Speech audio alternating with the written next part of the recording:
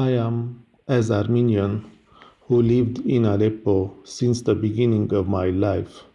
I feel very attached and belonged to this city. Though I studied in my other homeland, which culturally I belong to him, I still prefer Aleppo. It is the mother of all. War may have done much damage and harm to people. Everywhere is a story of escape, killing, fire, and death. I feel the same as all people of Aleppo, of multiple culture and language, religious sects and religions as all. War taught us that there is no difference in faith. If your neighbor is in trouble, so you are in trouble. The richness of this multicultural city is us. Aleppo people can't live as only one kind of man. The city is inhabited since old times with different ethnicities and cultures.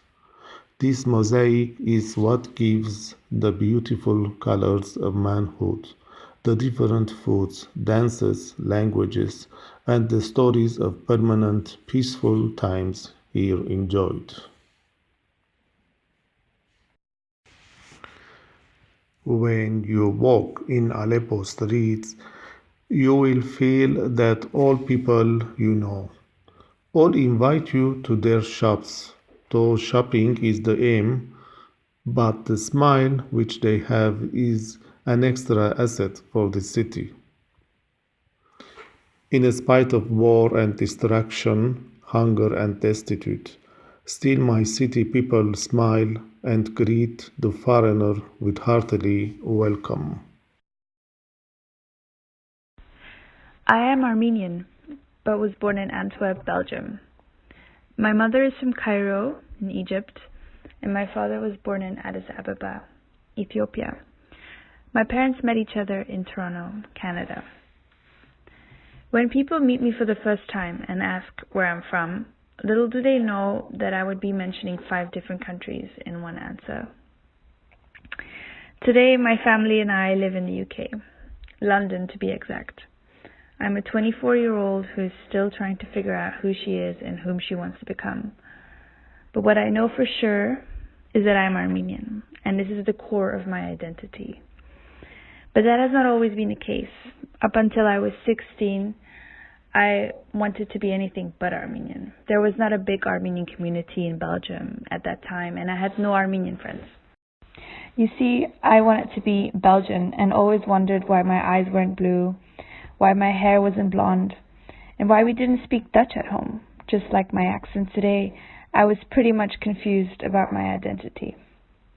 My aha moment came when I first attended an Armenian summer camp in Haute-Savoie, in France, at the age of 16. I essentially made my first Armenian friends there and realized we had so much in common. There was this unspoken bond that I had never really felt with anyone outside of my own family. As if I had tasted Nutella for the first time, I wanted to meet more Armenians in the world. And ever since, I've been attending as many Armenian camps, internship programs, YP dinners, and get-togethers as possible. London is an incredible city, international, cosmopolitan, you name it. But it can also be very intimidating. Despite being fairly new to the UK, I already feel at home, thanks in large to my Armenian friends here. And this phenomenon has famously been described by William Saroyan in one of his quotes. Goes, "For when 2 Armenians meet anywhere in the world, see if they will not create a new Armenia." And he could not be more right. Today, I'm proud to say that I'm Armenian, originally from Belgium, but currently living in London. And I cannot be more happy and comfortable and proud. I think the first time I realized that the Armenian community or that Armenian diaspora around the world was not,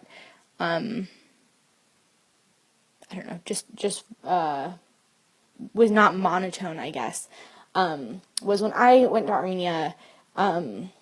I guess 4 or 5 years ago for the first time.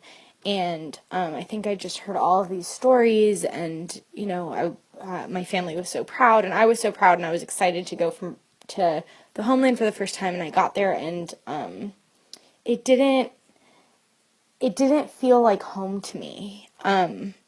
It felt like a lot of my culture was there. It felt like I was happy to be making new friends and seeing Armenia and doing all of the things that my grandparents had told me about growing up. But I think that was when I kind of started realizing that I'm not just Armenian, period. I am very much Armenian American.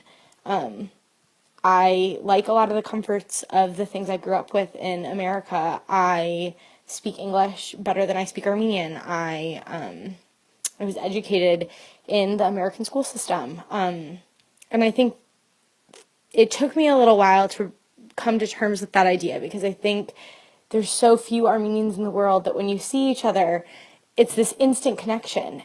And it is I don't think it's like a false connection, but I think that sometimes we forget that the community isn't just a monolith, if that makes sense.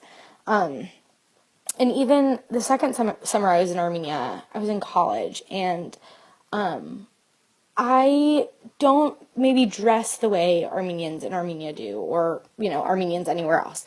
And I had some really hard and heart-wrenching and upsetting interactions with people who just refused to acknowledge that I was Armenian, because I was not an Armenian from Armenia. I was an Armenian from America.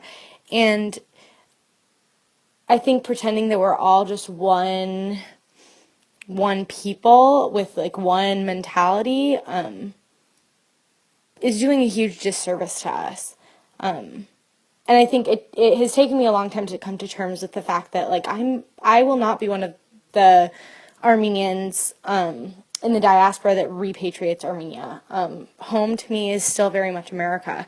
And I still, even now it's hard to say, because I think growing up it's always been, Mids Mama and Mids Heidi being we're gonna go back, that's the goal. And maybe it will be in the future, or maybe it was at some point in the past, but I'm not sure that I think that is where I see myself. But that doesn't mean that I can't be an involved and invested member of the Armenian diaspora, which I think I am, and I hope to continue to be in the future.